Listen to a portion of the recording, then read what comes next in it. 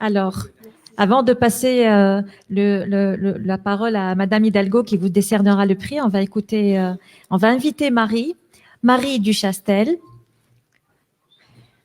Donc Marie est notre deuxième candidate. Tu peux t'asseoir. Donc Marie est notre deuxième candidate au prix de la femme francophone. Alors, une brève présentation, après je te laisse Marie poursuivre parce que votre CV est très lent également, donc voilà, je vous laisse le résumé. Marie Duchastel donc développe les projets de l'association KIK à Namur, en Belgique. Elle est la curatrice du KIK Festival et du Pavillon, un festival international et un lieu d'exposition permanent qui explore les liens entre art, sciences, technologie et société à travers des conférences, une exposition de projets technologiques, de start-up et un parcours d'art numérique en dialogue avec l'espace urbain dans de vingtaines de lieux atypiques de la ville. À toi la parole, Marie. Merci.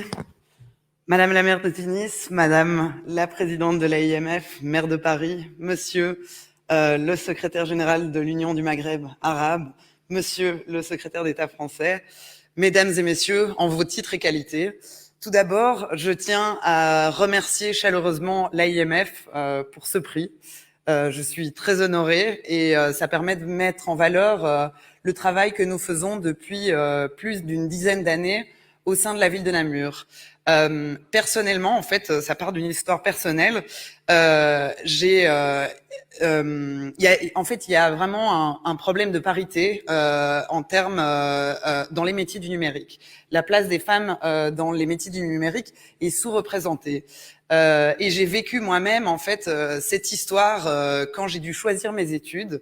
Ces femmes sont sous-représentées souvent parce qu'elles ont peur d'arriver dans ces métiers, aussi parce que ces métiers sont tellement masculins qu'elles ont peur aussi d'être brimées ou de ne pas se sentir à leur place. Moi-même, quand j'ai dû choisir mes études, j'ai dit à ma famille, à mes amis, j'aimerais bien faire informatique. Et tout le monde m'a dit, informatique, t'es dingue, tu vas te retrouver avec que des mecs, ça va être horrible. Et puis, et puis t'es pas sûr de trouver ta place dans la société. Enfin, voilà, ça va être compliqué. Et malheureusement, j'ai écouté mes amis, j'ai pas choisi cette voie-là. J'ai choisi de faire des études plutôt dans la communication et les nouveaux médias. Et puis finalement, au bout d'un master en pub, je me suis rendu compte que j'ai pas du tout envie de travailler dans la pub. J'ai quand même envie. Ce qui m'intéresse, c'est le code, c'est l'informatique. Et donc j'ai dû recommencer des études et refaire un master en médias interactifs et donc travailler avec ces nouvelles technologies.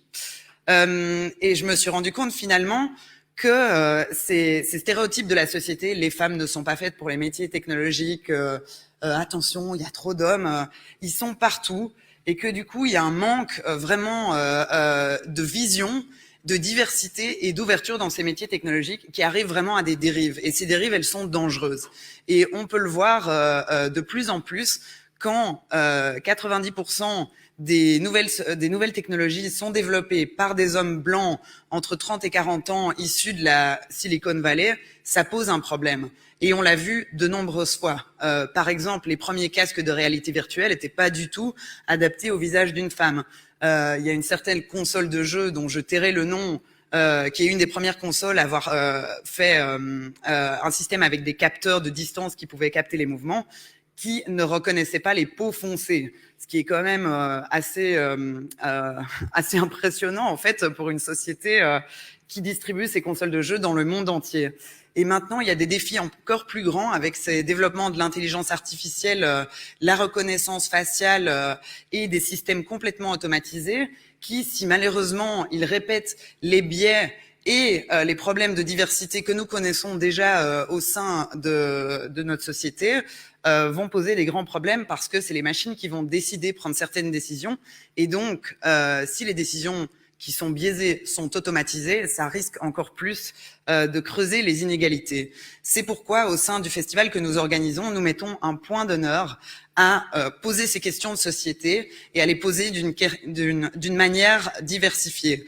Nous invitons des scientifiques, des artistes, des chercheuses, des entrepreneuses, des codeuses, des programmateurs et tout type de personnes qui travaillent en fait de manière créative avec les nouvelles technologies, à venir partager leur expérience, leur vision du monde, dans un festival international en plein cœur de la ville de Namur, qui rassemble plus de 30 000 personnes issues de plus de 50 pays différents.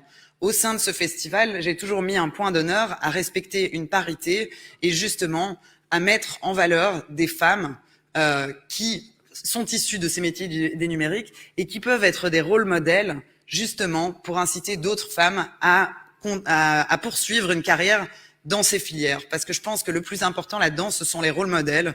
C'est vraiment de montrer que c'est possible, de montrer qu'il y en a d'autres qui le font et de montrer qu'en fait, c'est pas compliqué. Il suffit simplement, en fait, d'y croire et ne, peut-être pas écouter les stéréotypes, peut-être pas écouter la société et juste avoir le courage, en fait, de faire le pas en avant.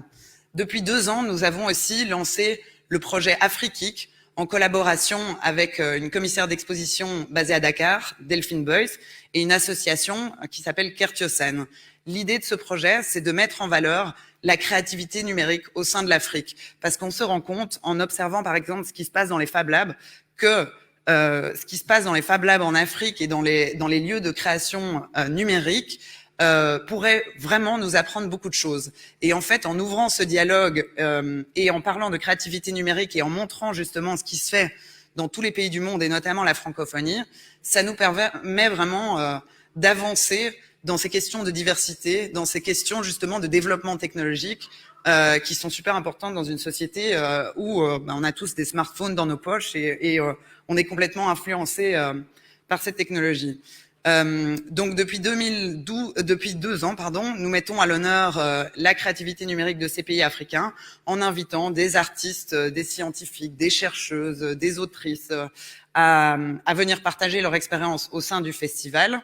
Et ma présence ici, en fait, a une importance particulière pour moi parce que l'année prochaine, nous avons décidé de mettre la Tunisie à l'honneur au sein du festival. Et donc là, je vous fais un appel. Parce que nous cherchons des startups, des entrepreneurs, des entrepreneuses, nous cherchons des artistes qui travaillent avec le numérique, nous cherchons en fait à explorer comment le numérique, quand il est utilisé de manière créative, crée des nouvelles formes de culture, pose des nouvelles questions sur notre société numérique. Et donc, si vous avez des projets ou des idées, des gens qui sont des rôles modèles à me conseiller, venez me trouver après la session parce que j'aimerais beaucoup en entendre parler. Et c'est la même chose pour toute la francophonie et les pays africains, parce qu'Afrikic est un projet en constante évolution et c'est un projet qui va dans les 2 sens. Donc il se passe des choses à chaque fois à Namur en Belgique, mais après il y a toujours un volet en Afrique où nous venons dans le pays ami organiser des activités et collaborer aussi avec la culture locale. Ce festival nous a amené au fur et à mesure des années à créer tout un écosystème dans la ville de Namur. Donc, d'un festival, nous sommes arrivés en fait à créer un hub créatif qui s'appelle le TRAC, qui est le hub créatif et le Fab Lab de Namur, qui maintenant est un lieu de 3000 mètres carrés avec un coworking, des bureaux pour des startups et un énorme Fab Lab, un laboratoire de fabrication. La particularité de ce lieu, qui est aussi la particularité du festival, c'est que nous décloisonnons les disciplines et les publics. Donc au sein de ce lieu se croisent des entrepreneurs, mais aussi des artistes, des retraités, des étudiants, des chercheurs. Et en fait, la rencontre entre ces publics différents donne vraiment une ouverture d'esprit qui permet de faire naître des nouveaux projets et de pousser l'innovation. Parce que l'innovation, souvent, elle est le fruit d'un hasard, de rencontres quelquefois absurdes ou improbables. Et dans la technologie, on voit aussi que l'innovation, elle est le fruit, en fait, quelquefois d'erreurs. On a connecté 2 câbles, les mauvais câbles ensemble, et en fait, on a découvert des nouvelles choses. Cet écosystème, maintenant, il comporte aussi une production de diffusion, une plateforme de production et diffusion artistique qui aide les artistes, les soutient et les diffuse après dans le monde entier. Et tout récemment, nous allons ouvrir un lieu centré sur ces questions d'art, science, nouvelles technologies et société, qui s'appelle le Pavillon, qui ouvrira à Namur, en haut de la citadelle de Namur, qui est le haut lieu touristique de la ville, qui, avec des expositions permanentes, explorera ces sujets. Tous ces projets, qui maintenant vraiment font foisonner la ville de Namur, n'auraient été jamais possibles sans le soutien de la ville de Namur, de la Wallonie bien évidemment, de tous les partenaires locaux, régionaux, du gouvernement fédéral, mais aussi de la francophonie, avec qui nous avons des relations très très fortes. Depuis des années, nous tissons des liens avec les pays de la francophonie, notamment grâce au parcours numérique francophone qui relie les villes de Nantes, Abidjan, Québec et Namur, et qui viennent chaque année sur le festival, et nous nous déplaçons sur des événements dans ces villes aussi. Tous les partenaires évidemment internationaux avec lesquels nous avons tissé des liens qui vont bien au-delà en fait des liens formels et des relations formelles.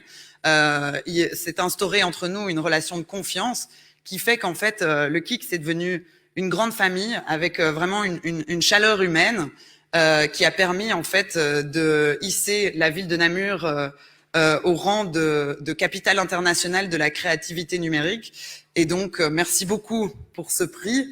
Je suis très honorée personnellement et puis je suis très honorée aussi au nom de la ville de Namur de recevoir ce prix car la ville a été si généreuse avec nous que voilà, ça lui rend l'appareil. Donc, merci à tous. Merci beaucoup, Marie-Christine. Reste sur l'estrade, s'il te plaît. Alors, Aude, je t'invite aussi à monter sur l'estrade. Madame Hidalgo, c'est à vous qu'échoit l'honneur de leur décerner le prix. Juste un mot vraiment et pour nous toutes et nous tous, c'est un moment important. Puis alors on voit cette jeunesse francophone, ces femmes francophones avec cette belle énergie, avec ce goût justement du partage, de la diversité. Je pense qu'on peut être fiers. Merci vraiment aussi d'avoir créé ce prix, de nous avoir poussé à créer ce prix. Maintenant, tout cela doit essaimer, en tous les cas, en les écoutant. Je me disais que j'ai plein d'idées à leur proposer, mais vous aussi sûrement. Merci, merci à vous, bravo.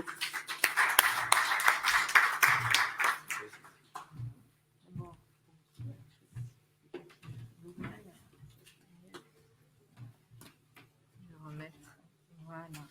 Merci beaucoup. Voilà. Alors, avec le Covid, je ne vais pas tout mais bravo à vous. Venez, on va se mettre peut-être par là et puis vous entourer. Voilà.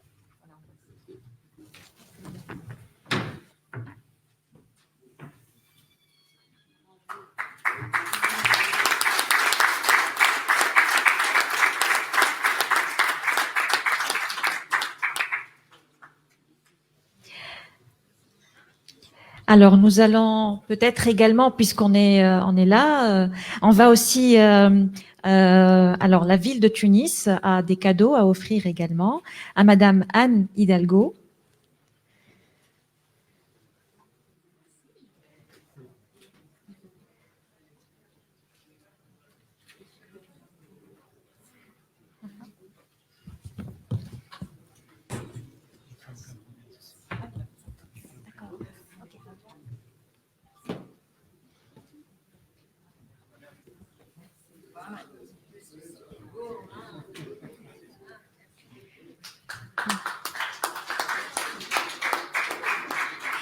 Alors, il y a aussi un cadeau de la ville de Tunis à Monsieur Jean-Baptiste Lemoine.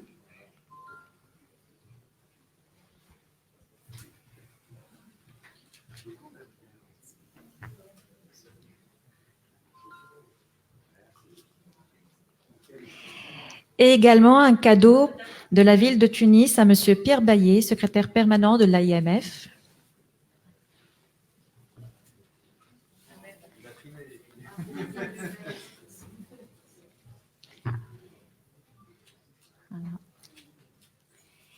Et un cadeau également par les élus camerounaises.